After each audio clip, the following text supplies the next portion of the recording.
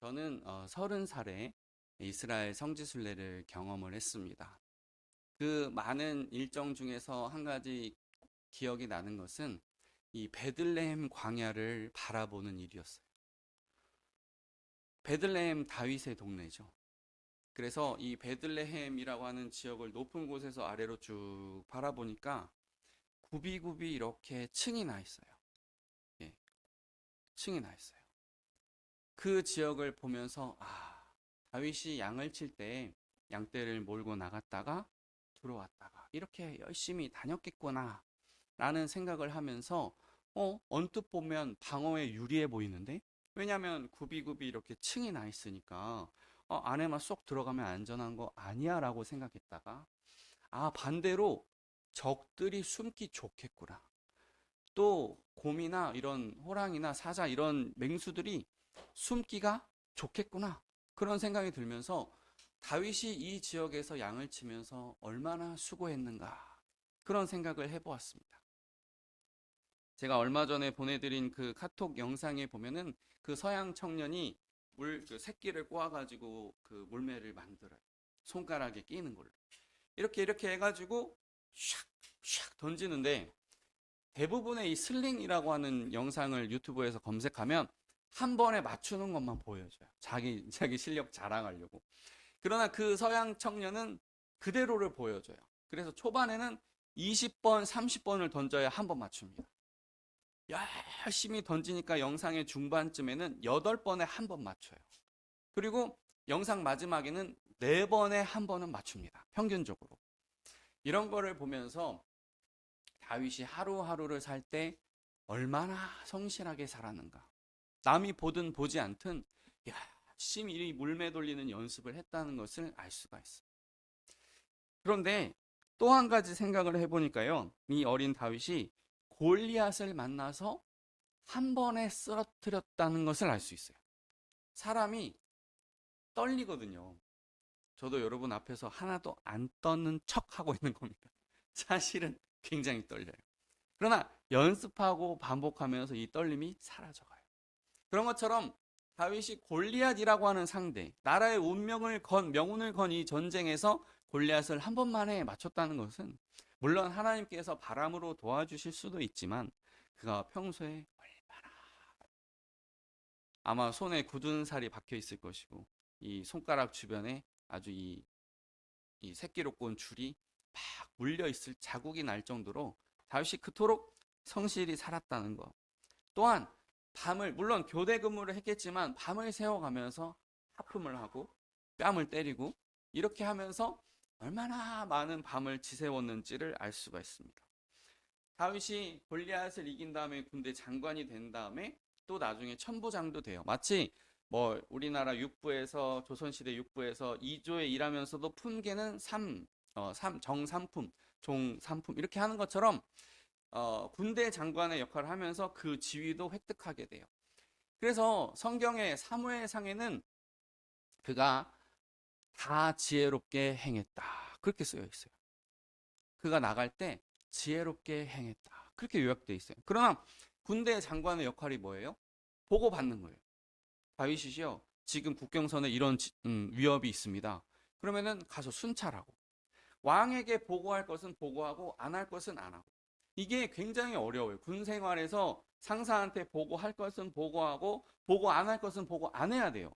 너무 짜잘한 것까지 다 보고하면, 야, 내가 너한테 천부장의 지위를 줬잖아, 알아서 해, 이렇게 혼나는 거고, 만약에 꼭 보고해야 되는 걸 누락시키면은, 야, 내가 상사인데 너 보고 안 해? 계속 시달리는 거거든요. 이 사이선을 타는 게 진짜 어려워요. 근데 다윗이 그걸 했다는 거죠. 또 어떤 것이 있을까요? 이제 순찰을 나가면은 필요한, 여기는 거점 지역이야, 요새 만들어, 그 뚝딱뚝딱 요새를, 목책을 세우고 요새를 만들고, 또 진지가 무너졌어요, 여기 보수해, 여기 위험해, 그거를 어떻게 이 10대 소년에서 20대로 넘어가는 그 어간에, 그 사이에 어떻게 해내는지 잘 이해가 안 돼요. 뭐 다윗이 군사학 석박사를 했습니까? 뭐를 했습니까? 그런데 가만히 이 성경의 전체적인 맥락을 살펴보면 아마 달란트 비유에서 답을 찾을 수 있을 것 같아요. 내가 작은 일에 충성하였음에 내가 많은 것을 내게 맡기리니. 제가 예전에 늑대 사냥을 나가는 그 포수들의 다큐를 본 적이 있어요. 겨울에. 이 몽골 지역 그 비슷한데 늑대 사냥을 하는 포수들 이야기. 이, 이 포수들이 그 늑대들의 발자국을 보고 얘가 새끼가 있는지 없는지, 동쪽으로 갔는지, 똥을 본 다음에 언제 쌌는지, 얼마나 머물렀는지, 갔는지, 방향은 어떤지 다 예측하고 이 늑대들이 여기서 있었는데 늑대들의 먹잇감이 이쪽으로 이동했을 것이다. 늑대가 이 방향으로 갔을 거라고 미리 예상을 하고 차를 타고 빙 돌아가지고 뒤에서 도착을 하는 거예요. 뒤에서 도착을 하는데 매복을 하고 이 늑대들을 기다려요. 그럴 때 아주 중요한 비결 하나가 있습니다. 그게 뭐냐면 맞바람을 맞는 거예요. 아주 중요한 비결입니다. 늑대가 후각이 너무너무나 발달했기 때문에 애취하는 재채기만으로도 이 사액의 냄새가 가는 거예요. 땀의 냄새가 가는 거예요. 그러니까 반드시 추운 겨울에도 맞바람을 맞아야 돼요. 춥다고 해서 바람을 등지고 이렇게 했다가는 내 채취가 다 늑대에게로 가요. 만약에 다윗이 늑대를 잡는 훈련을 했더라면 매복 훈련을 한 겁니다. 생각해 보니까 다윗은 수비도 매복도 공격도 이미 다 어린 시절에 했던 거예요. 자, 그러니까 아주 어릴 때부터 지휘관으로 자라나고 있었어요. 그러니까 일을 너무 잘하니까 사울 왕의 시기 질투를 받는 거죠. 창을 던지기도 하고 또 블레셋한테 공격으로 나가서 블레셋 사람들의 신체 일부를 베어와 그런 어떻게 보면 사지로 밀어넣는 그런 위기를 당하기도 하고 또 암살단을 보내기도 하고 그 수많은 위기가 있었다는 거죠. 고려사의 왕건이 반란을 일으켰을 때는 궁예가 의심한 지 얼마 되지 않아서요. 복지겸이라든지 그런 장군들이 찾아가서 궁예는 이제 갔습니다. 함을 갔습니다. 우리들을 위해서 일하지 않습니다. 자기의 어떤 위세나 권세만 중요시 여깁니다. 왕건이시여 쿠데타 일으켜야 합니다라고 했을 때 두 번, 세 번 거절하지 않았어요. 다윗이랑 비교하면 빠른 속도로 쿠데타가 일어났다는 거예요. 다윗도 마음 먹으면 얼마든지 쿠데타 성공할 수 있습니다. 왜냐하면 이 사울이 베냐민 지파만 썼기 때문에 장관들을 임명할 때 베냐민 지파 동족 사람으로 채웠기 때문에 나머지 11지파가 불만이 있어요. 그러니까 다윗이 깃발만 딱 세우면 무혈입성 할 수 있습니다. 그런데도 다윗은 조용히 떠나는 모습을 볼 수가 있어요. 여러분, 다윗이 하루아침에 지금 대장군에서 도망자가 됐어요. 이순신도 백의종군 당했지만 선조한테 쫓겨다니지는 않았어요. 우리가 그렇게 뛰어나다고 생각하는 이순신 장군도 백의종군은 당했지만 선조한테 쫓겨다니지는 않았다고요. 근데 다윗은 쫓겨다닙니다. 그렇게 이제 도망 다니는데 라마나요, 노브, 가두, 아둘람 굴에 갑니다. 여기서 환난자, 빚진 자, 억울한 자를 다 만나요. 400명을 이제 남자만 400명이겠죠. 그러니까 많은 사람들과 함께 하게 돼요. 여러분 도망할 때 혼자서 도망하는 게 편할까요? 400명이 도망하는 게 편할까요? 무인도에서 이제 그 섬에서 훈련하는 그 예비군들의 다큐가 있어요. 한번 나중에 유튜브에 검색해서 보세요.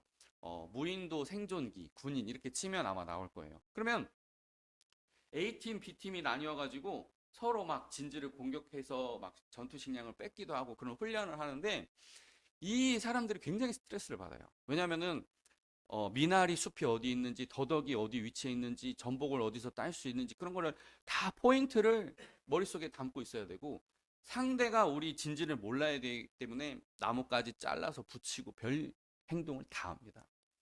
그런데 혼자서 있으면 나뭇가지 두어 개 잘라다가 그냥 동굴처럼 이렇게 나를 덮으면 되는데 400명이 숨을 수 있는 공간을 매번 사울 군대가 쫓아오기 직전에 매번 그렇게 지혜롭게 피해야 되는 거예요. 어려운 일을 맡았습니다. 그 다음에 미스바, 헤레, 그 다음에 그일라로 이동을 하는데 심지어 그일라는 다윗의 군대가 도와준 적이 있어요. 적들의 위협으로부터 한번 승리한 경험이 있어요. 그런데 그일라 주민 중에 배반자가 나타나서 사울 왕에게 밀고 합니다. 다윗이 너무 어이가 없어가지고 주님, 정말 그일라 사람 중에 나를 사울에게 고발한 자가 있습니까? 그들이 저를 치리까? 그렇다. 너무 기가 막혀서 똑같은 말을, 정말로 그일라 사람 중에 나를 사울에게 밀고 하는 자가 있습니까? 그들이 나를 치리까? 그렇다. 여러분 같으면 어떻게 하시겠습니까? 그일라 지금 쓸어버리면 되는 겁니다. 지금 당장 싹 뚝대밭 만들고 불 지른 다음에 도망가도 아무 문제가 없어요. 다윗한테 어렵게 하는 자는 보복당한다. 이렇게 하면 오히려 통치하기가 쉬워요. 그런데 그일라를 떠납니다. 왜 그럴까 상상해 봤어요. 그일라 사람 중에 소수가 돈 욕심 때문에 나를 밀고 한 거지. 그일라 사람 전체가 나를 배반한 것은 아닐 거야.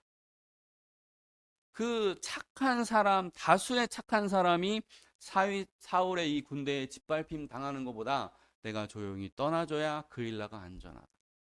나중에 압살롬의 반역을 받아서 이 예루살렘 성을 떠날 때도 똑같은 논리일 거예요. 예루살렘 성 주민 중에 착하고 선한 백성이 있을 것이다. 이들이 죽으면 안 된다. 우리가 조용히 떠나자. 이 다윗의 마음에는 엄청난 인내의 마음, 또 백성들을 향한 사랑의 마음이 있다는 것을 알 수가 있어요. 그 다음에 10광야, 마온 광야, 엔게디 광야, 바란 광야, 다시 10광야에 이릅니다. 그런데 엔게디 광야에서도 다윗은 사울을 죽일 수 있는 기회가 있었어요. 그런데 옷자락만 베어요. 옷자락을 벤 다음에 마음에 찔려 합니다. 감히 내가 하나님의 기름 부음 받은 사람의 옷자락을 베었다. 그러면서 다윗이여 왜 죽은 나 같은 개 같은 나를 쫓습니까? 쫓지 마소서. 또 10광야에서도 비슷한 일이 있었는데 다윗과 아비새가 모두가 잠든 사울의 진영에 가서 가장 깊숙한 곳으로 가요. 저는 이 상상을 해봤어요. 다윗이 물매를 잘 돌렸죠? 골리앗 물매로 잡았죠? 그러면 군대 장관일 때 물매 돌리는 특수 부대 만들었을 거예요. 자, 물매 이렇게 던지는 거야. 자, 배워. 자, 이렇게 해가지고 몇 번 돌린 다음에 어떨 때 탁 놓는 거야. 어떤 타이밍에 놓는 거야. 가르쳤을 거예요. 다윗이 훈련시킨 군대가 그 사울의 군대 3천 명 안에 다윗이 훈련시킨 그런 군인이 왔다고 한번 가정을 해보세요. 여러분이 아마 다윗이었다면 화병 걸릴 겁니다.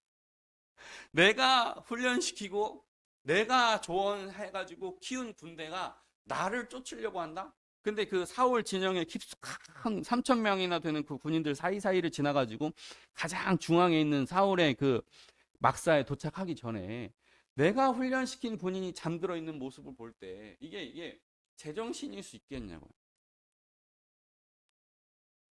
그 억울한 마음을 뒤로 하고 아비새가 두 번 찌를 것도 없습니다. 내가 치리까 했을 때 창과 물병만 가지고 나와요. 이것은 어떻게 해석할 수 있냐면은 다윗이 하나님 앞에서 살고 있다라고 생각할 수밖에 없어요. 다윗이 사람적인 판단, 내 개인을 위한 판단을 한 번도 내리지 않고 하나님이 나를 보고 계신다. 하나님이 나를 보고 계시는데 나는 어떻게 행동해야 될까? 이거를 계속 염두에 둔다고 볼 수 있어요. 그리고 다윗의 사랑은요, 백성을 너무너무 사랑하는 것 같아요. 내전을 최소화하는 거예요. 이스라엘 군대끼리 병력이 마지막에는 붙기는 하지만은 이 내전을 최소화한다는 걸 알 수 있어요. 고구려가 망할 때 연개 소문의 장남 연남생이 당에게 투항하여 어떻게 보면 배신하죠. 모든 지리, 그 지휘관의 특성, 식량의 위치 다 알려주는 거예요. 그러니까 그 위대한 우리나라의 역사의 하나였던 고구려가 멸망합니다. 백제도 이제 사비에서 웅진으로 도망할 때 웅진의 장군이었던 구당서에 보면 그 예식진이라고 하는 자가 배신해가지고 의자왕을 끌고 가요. 그러니까 고구려도 백제도 다 배반, 내부 다툼으로 망했다고요. 그러니까 다윗은 내부 다툼은 최소화하고 있다는 것을 우리가 알 수 있습니다. 그리고도 다윗의 도주는 계속돼서 심지어 블레셋에 이르렀을 때 막 위기에 처하니까 미친 척을 하기도 하고 그렇습니다. 그런 상황에서도 다윗은 아말렉을 쳐서 이기는데 사울은 블레셋한테 죽임을 당하는 거죠. 이제 그건 이제 좀 나중의 일인데 어쨌든 다윗이 이제 헤브론으로 가서 유다 지역의 왕이 됩니다. 다윗의 나이가 30살에 이르렀을 때예요. 다윗이 사무엘에게서 너는 왕이 될 것이다 라고 기름 부음을 받았을 때가 아마 15살쯤일 것이다 라고 예상합니다. 15살쯤이었을 것이다. 그러면 30살이 되기까지 15년을 인내를 한 거예요. 아직도 완벽한 왕이 아닙니다. 근데 저는 여기서도 마음이 답답해지더라고요. 지금 다윗보다 더 뛰어난 왕이 있습니까? 없습니까? 그런데 고작 두 지파밖에 주어지지 않는 거예요. 다윗보다 훌륭한 자가 없어요. 뭐 이스보셋이든 뭐든 무비보셋이든 뭐든 아니면 뭐 누가 되었든 다윗보다 훌륭한 왕이 없는데 유다하고 그 유다의 그늘 지역에 피해서 들어온 시므온 지파하고 딱 두 지파밖에는 왕으로 인정을 안 해주는 거예요. 진짜 하나님은 느긋하시다라는 영적인 속담이 생각나게 됩니다. 그래서 다윗에게 너는 헤브론에 머물러라 이렇게 되는 거거든요. 직장 생활에서 나보다 무능한 상사를 만났을 때 스트레스가 엄청나답니다. 이게 어떤 거냐면은 조직 공정성 인식. 그러니까 이 조직이라는 것은 공정해야 되는데 나보다 못난 사람이 자꾸 내 위에 있는 거예요. 그러면 분노하게 되고 일을 게을리하는 성격이 된다고 합니다. 이 나보다 못난 상사가 자꾸 승진하고 나보다 부족한 사람이 자꾸 올라가면 열받는 거예요. 아, 내가 이렇게 일을 열심히 하고 쟤보다 잘하는데 왜 쟤가 더 먼저 올라가는 거야? 그러면서 열심히 일할 마음을 잃어버린다. 두 번째는 인지 부조화가 와요. 부모님이나 선생님은 나보다 항상 뛰어난 사람인데 저 사람 상사라고 해서 나보다 뛰어난 사람인 줄 알았는데 그렇지가 않네. 인지 부조화가 와요. 그래서 막 스트레스를 받으면 두통도 오고 어깨 결림도 오고 이 신체 반응으로 나중에 나타나요. 그런데 왜 다윗은 여기에 대해서 불만을 토로하지 않는가? 그래서 한참 생각하다가 감사로밖에 풀 수가 없다. 다윗이 분명히 감사했을 것이다. 그런 생각이 드는 거예요. 야곱이 그 강을 건너갈 때 보따리 하나하고 뭐 지팡이, 그러니까 나중에 고백하잖아요. 내가 지팡이밖에 없었는데 두 때나 이루었나이다. 여기서 힌트를 얻을 수밖에 없는 거예요. 다윗이 암살단을 피해서 창문으로 달아내려가지고 도망하고 막 이럴 때 그때 내가 아무것도 몸에 없었잖아요. 그냥 제사장이 준 빵하고 검 그거 하나밖에 없었거든. 근데 이제는 두 때나 이루었나이다. 유다와 시므온의 왕이 되었다는 거죠. 감사라고 하는 주제를 좀 생각을 하다가 제가 이제 개척하고 얼마 안 됐을 때 가끔 저희 교회에 부교역자분들이 놀러 오셨어요. 전도사님도 놀러 오시고 부목사님도 놀러 오시고 그렇게 놀러 왔거든요. 그때 뭐 교회에 뭐 내세울 게 없고 뭐 교회에 대해서 소개할 것도 없고 그렇지만 제가 자랑하는 건 딱 하나 있었어요. 그게 뭐냐면 제가 가지고 있는 예와 노트 이거예요. 기역부터 희역까지 감사면 감사, 희생이면 희생, 사랑이면 사랑, 부모에 대한 사랑, 뭐 이렇게 갖가지 이야기들을 모으고 있었거든요. 저는 그게 즐거움이었어요. 목사는 삶과 죽음에 대해서 설교할 수 있는 권한을 갖기 때문에 특별함이 있습니다. 그런데 일반적일 때는 대부분 설교 준비하거나 설교를 하거든요. 이게 요리사하고 굉장히 비슷해요. 성경을 볼 때는 이게 원재료인 거예요. 원재료. 그러니까 이걸 가지고 항상 우리가 기반으로 설교를 하는데 이게 원재료라고 한다면은 그러면은 배합은 주석이에요. 주석.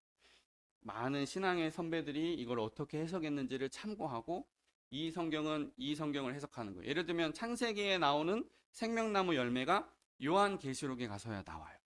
그러면 죄로 인해서 단절됐던 역사를 넘어서 우리가 진짜 하나님을 만나게 되면 생명나무를 보는 거예요. 그러니까 A 성경이 B 해석을, B 성경이 A 해석을 해주는 거예요. 그러니까 약간 요리로 치면은 무 조금 넣고 배추 조금 넣고 청양고추 조금 넣고 그 배합이 해석인 거예요. 그러면 소스거든요, 사실은. 다 음식 해보시면 결국에는 간이 안 맞으면 다 망친다는 걸 알고 있죠. 그러니까 누가 많이 이 소스를 들고 있느냐 싸움이 어떻게 보면 설교에 어떻게 보면 즐거움이 될 수도 있고 안 될 수도 있는 거거든요. 제가 몸이 아플 때 여기 군산의 지곡동인가요? 불땡국수에 간 적이 있어요. 그런데 몸이 건강할 때는 안 느껴졌어요. 국물 맛이. 근데 아픈 날 그 불땡국수를 먹었는데 그 국물에서 생강이 탁 씹히면서 생강이 탁 터지는 거예요. 아, 이 사장님이 고객들의 건강도 생각하는구나라고 생각했을 때 감동이 탁 되더라고요. 그래서 이 예화를 막 모아가는 제가 이 6년 8개월을 모았더라고요, 예화.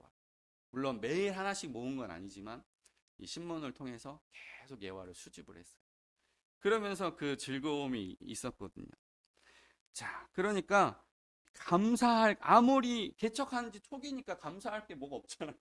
그럼에도 불구하고 내가 하루를 열심히 살았다는 것에 감사하기 시작했다는 거. 갑자기 생각나는데 박지성 선수가 슬럼프가 왔을 때 패스 한 번 하고 감사했대요. 나 오늘도 패스 한 번 잘했어. 골을 넣지 못해도 상대가 아니라 우리 팀 선수에게 패스 잘했어. 지성아 잘했어. 계속 감사했다는 거예요. 그게 위기를 넘어가는 하나의 방법인 거죠.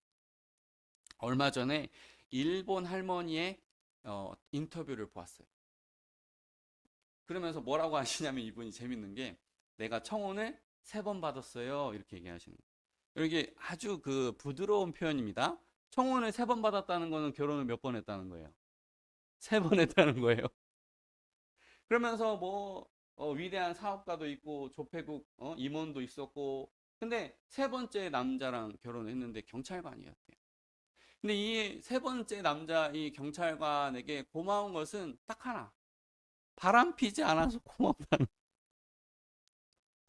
제가 여러분께 종종 말씀드리지만 남자는 충동성이 강해요. 100명 이게 흡연 인구 중에 이제 제가 조사를 해보니까 흡연 인구 100명 중에 86명이 남자랍니다. 여성도 꽤 담배를 좀 피기는 하기는 하는데 그래도 여전히 단순 비교하면 5.7배. 그 무슨 말이에요? 남자가 여자보다 5.7배 충동성이 높다는 거예요. 그러면 이제 어떻게 하면 남편에게서 감사할 수 있느냐? 또는 하나님에게 감사할 수 있느냐? 남편이 카지노 가가지고 자동차 놓고 오지 않으면 할렐루야 감사합니다 이렇게 하셔야 돼요. 남편이 카지노 가가지고 자동차를 두고 오지 않으면 감사하셔야 돼요. 우스꽝스럽지만 사실이 그래요. 새벽 2시에 전화 와가지고 이 계좌에 돈 넣어. 나 빨리 이거 도박판 더 해야 되니까 새벽 2시에 전화 와가지고 돈 집어넣어. 그런 것만 안 하면 할렐루야 감사합니다. 그렇게 하셔야 돼요. 그러니까 한번 생각해 보세요. 여기에 100명의 남자를 이름을 넣어가지고 여기다 통에다 넣어가지고 이렇게 섞어가지고 한 명이랑 뽑아서 남자랑 결혼을 하는 거잖아요. 그러니까 남자랑 결혼하는 것 자체가 위험한 행동입니다. 그렇다고 여자랑 결혼할 수는 없잖아요. 그러니까 이렇게 해가지고 결혼한다는 것 자체가 위기이고 남편이랑 산다는 것 자체가 힘든 일인데 큰 사고만 없으면은 감사하시면 됩니다. 그러니까 있는 것에 감사하셔야 돼요. 이후에 다윗이 7년 6개월이 지나서 온 이스라엘의 왕이 돼요. 그때 사방의 적들을 평정했을 때 나이가 45세. 30년 만에 하나님의 뜻이 이루어지고.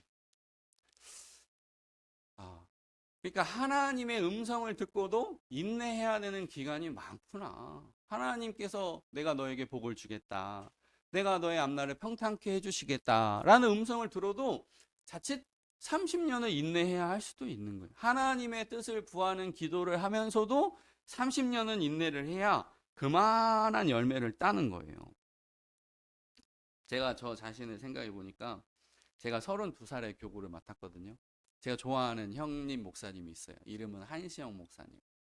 한시영 목사님이 저한테 와가지고 그러는 교구 처음 맡았을 때 대현아 나는 네 나이 때 그만큼 못했다. 내가 37에 교구를 맡았는데 너가 32에 이제 맡았으니 참 좋은 일이다. 나는 네 나이 때 그만큼 못했어 하는데 고맙죠. 그렇게 말해줘서. 시기 질투할 수도 있는데 그렇게 말해줘서 고맙다는 생각도 들고 또 한편으로는 제가 32살 먹기까지 엄청나게 나름대로 성실하게 살려고 노력을 했다는 거죠. 대학교 때 그 흔한 휴학도 안 하고 2학년 마치고 군대 가고 군대 가서 바로 복학하고 이게 틈이 없이 그냥 또 신대원 가고 훈련하고 이 교육전부터 이렇게 하나하나 밟아갈 때 한 3개월, 한 학기도 한 번도 허투루 써본 적이 없다는 거죠. 그래서 우리가 나아가야 할 것은 그런 성실함과 정직함이 있어야 한다는 거죠. 비록 나이가 적고 경험이 부족하다 할지라도 하나님께서 주실 줄로 믿고 인내하면서 나아가야 한다는 것입니다. 그래서 또 한 가지 부탁드릴 것은 여러분이 저보다 훌륭한 어른이 되어주세요. 제가 뭐 그렇게 대단한 사람도 아니지만 여러분이 훌륭한 어른이 되어주셔야 됩니다. 서로를 향해서 따뜻하게 말하는 사람이 되어야 됩니다. 제가 전도사 때 경험한 한 교회가 있었어요. 이 교회가 2010년에 건축을 했습니다. 빚을 6억을 졌어요. 그래서 막 전북은행에 그런 사람들이 와가지고 막 행패도 부리고 빚을 너무 빨리 갚는 것 같으니까 천천히 갚으라고 이자 받아 먹어야 되니까 막 행패 부리더라고요. 이 목사님이 지혜롭게 대처해가는 모습도 보고 그랬는데 2022년에 헌당 예배를 드렸습니다. 그러니까 12년 만에 6억의 빚을 다 갚은 거예요. 그런 걸 보면서 헌당 예배를 드린다는 건 뭐예요? 주님, 이제 이 예배당이 전북은행 것이 아니라 하나님 겁니다. 라고 선언을 한 거잖아요. 그때까지 이 목사님이 얼마나 인내하시고 얼마나 또 청빈하게 사시고 노력하셨을까 하는데 이 목사님에게 흠이 있었어요. 이 목사님의 흠은 가정이 평안하지가 않다. 5월 달만 되면 가정의 달 설교를 보통 목사님들이 하시는데 한 번도 안 하시는 거예요. 여러분, 그게 힌트입니다. 목사님이 자주 설교하지 않는 영역이 있으면 그 부분이 본인이 약하다고 생각하는 거예요. 그렇게 생각하시면 거의 틀림이 없어요. 그럼에도 불구하고 제가 궁금해가지고 장로님 한 분한테, 권사님 한 분한테 조심스럽게 물어봤어요. 목사님 가정에 무슨 일 있으시냐? 그때 한 번도 대답하신 분이 없어요. 조용히 입을 닫으시는 거예요. 교회의 수준이 여기서 판가름 나는구나. 목사님이 대단한 흠이 없고 존경받아 마땅할 분이면 참 행복하겠지만은 설령 흠이 있다 하더라도 덮어주면 교회의 수준이 더 올라가는구나. 목사님 다른 영역에서 설교 잘할 수 있도록 근심 걱정하지 않도록 소문의 싹을 내가 내 선에서 잘라내는 거예요. 그리고 나서 2015년에 이렇게 간증 집회 하는 걸 봤는데 잘 하시더라고요. 교회의 수준이, 교회의 인내가, 열매가 여기 달려 있다는 것을 알 수 있어요. 마지막으로 프랑스 소설 나무를 심는 사람에서 양치기 노인이 등장하는데 엘자르 부피에입니다. 그는 아내와 자식을 잃고 홀로 살아가던 노인이었는데 밤마다 도토리 100개씩을 주워가지고 다음날 심는 거예요. 세계 1차 대전, 2차 대전 지나갔는데 쑥대밭이 된 곳이 많았지만 이렇게 도토리 씨앗이 심겨진 그곳에는 숲이 되고 마을을 이루었다는 그런 이야기입니다. 그래서 우리가 어려움 중에도 하나의 미랄이 되어서 심겨져야 합니다. 그렇게 묵묵히 인내하고 있으면 하나님께서 거두실 줄로 믿습니다. 아멘. 기도하시겠습니다.